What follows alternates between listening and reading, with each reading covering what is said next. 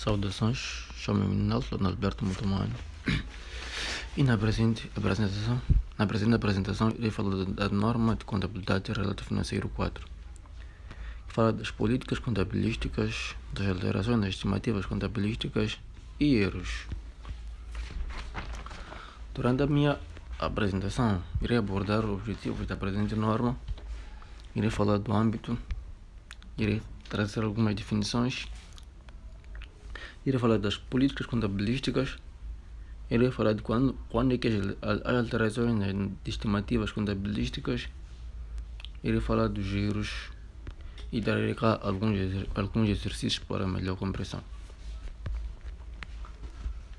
Sem levar muito tempo, o objetivo desta norma é de estabelecer quais os critérios que a empresa deve adotar na seleção e na alteração de políticas contabilísticas. Ela também define quais os tratamentos contabilísticos melhor adoptar diante das divulgações e quando fazer. E nós fazemos quando há alteração nas estimativas contabilísticas, quando há correções de erros, neste caso.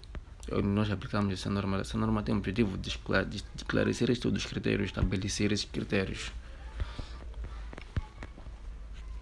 E quanto ao âmbito, na seleção e aplicação de políticas contabilísticas e na contabilização das alterações nas políticas contabilísticas, ela também, quanto ao âmbito, ela pode se aplicar nas alterações das estimativas contabilísticas e também pode se aplicar na correção de erros de períodos anteriores, erros que tenham acontecido em períodos anteriores, outros períodos.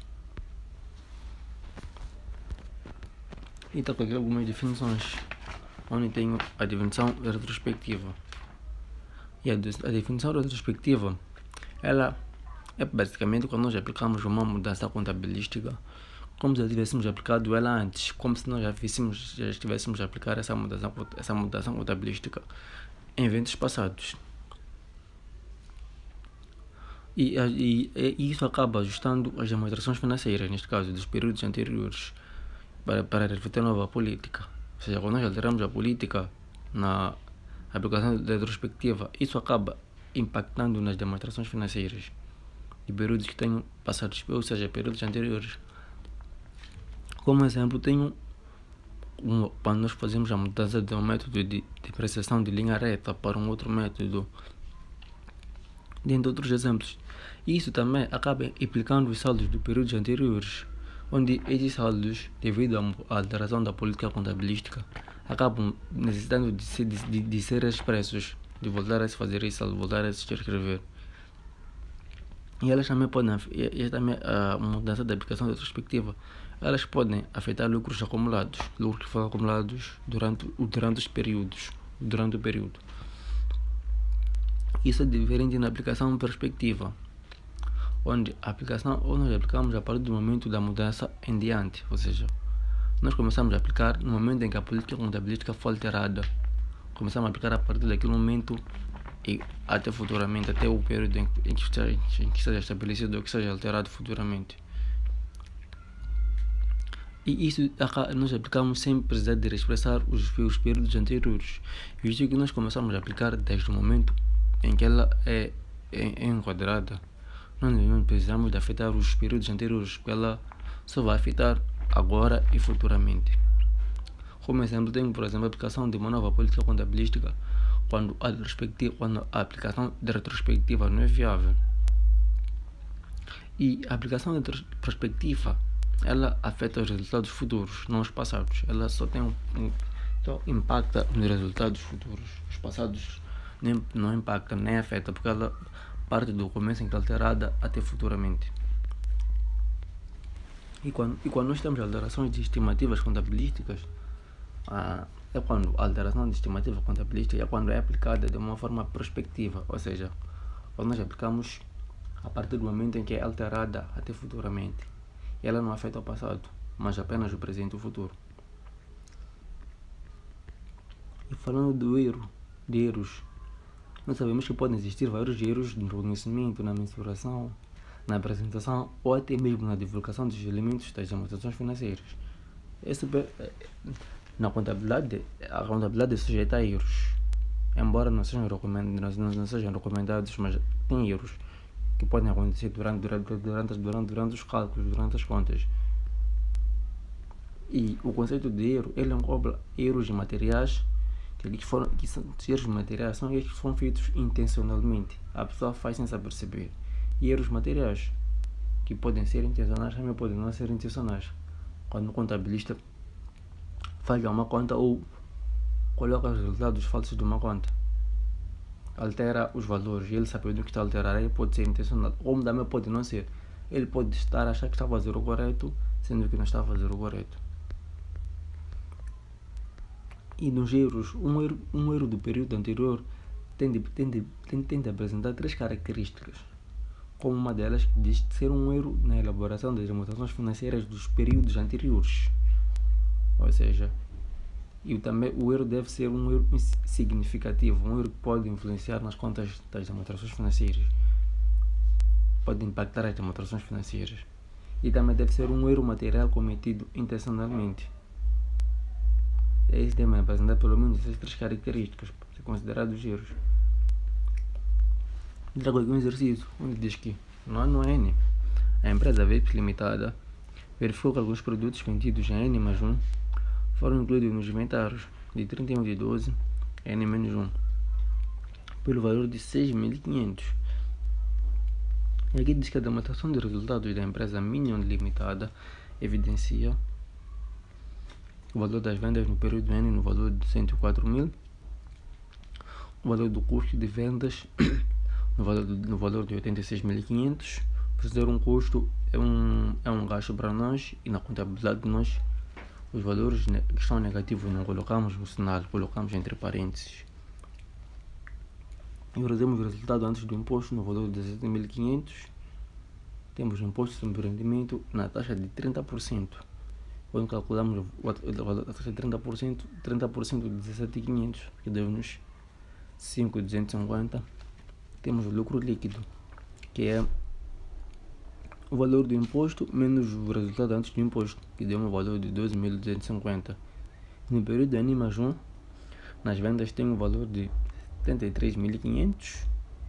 Como custo de vendas tem uns 53.500 a subtrair, neste caso como menos, e como disse antes, colocamos entre parênteses, não sinal negativo na contabilidade. Os resultados antes do imposto do período N-1 é no valor de 20.000, e o imposto sobre rendimento na taxa de 30% no valor de 6.000. Onde subtrair os resultados, levei o valor do resultado antes do imposto, subtrair pelo valor do imposto sobre rendimento na taxa de 30%, onde deu um valor de 14.000, referente ao ano N-1. E aqui os resultados transitados no início de N-1 estão de 20.000 e no fim do N-1 estão de 34.000. Ou seja, como resolução, tem as seguintes demonstrações financeiras, onde no valor das vendas corresponde ao valor de 104.000 no ano N, o custo das vendas no valor de 80.000 a menos o resultado antes do imposto, que é o valor referente ao valor das vendas menos o custo das vendas, que deu-me 24.000.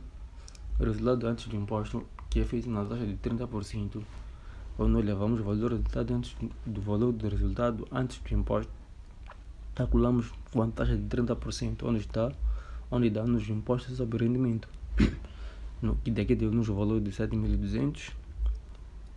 E de seguida, para obter o lucro líquido, levei o resultado antes do imposto, subtraí pelo imposto sobre o rendimento, deu-me o lucro líquido no valor de 16.800, referente ao ano N.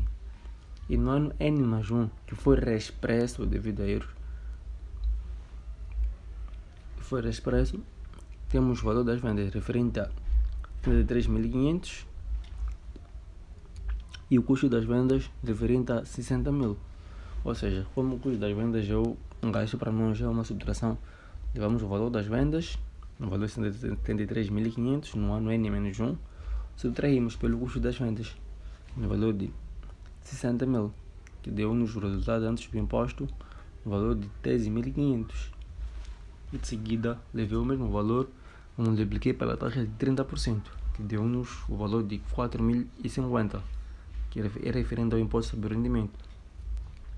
De seguida, ele vê o resultado antes do imposto do ano N-1 e subtrair pelo valor do imposto sobre o rendimento do ano N-1, que deu um lucro líquido de 9.450 no ano N-1. E nas demonstrações da geração de capital próprio, como demonstração tem o seguinte: o saldo é 1 no ano N-1.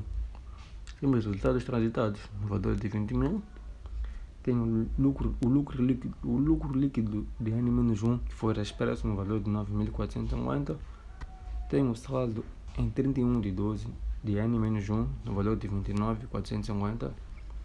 Tem o lucro líquido de N no valor de 16.800. E tem o saldo em 31/12 no período N no valor de 46.250. Aqui diz que alguns produtos vendidos em N-1 eles foram indevidamente incluídos nos inventários de 31/12 de N-1 por um valor de 6.500. As demonstrações financeiras do exercício N-1 elas foram expressas para o curso esteiro, ou seja, o efeito da expressão nessas demonstrações financeiras é apresentado a seguir, onde tenho efeito em N-1, onde tivemos o aumento do custo de vendas. O custo de vendas aumentou para 6.500. Tivemos a diminuição do imposto sobre o rendimento em N-1, tinha um valor e ele acabou diminuindo para 1.950. Tem também a diminuição do resultado líquido em N-1, que diminuiu para 4.550. Tem a diminuição dos inventários também, ele diminuiu para 6.500 no ano N-1. Tem também a diminuição do imposto sobre o rendimento a pagar no ano N-1, que diminuiu no valor de 1.950. E também tem a diminuição dos capitais próprios, que diminuiu para o valor de 4.550 no ano N-1. E sem mais delongas, obrigado.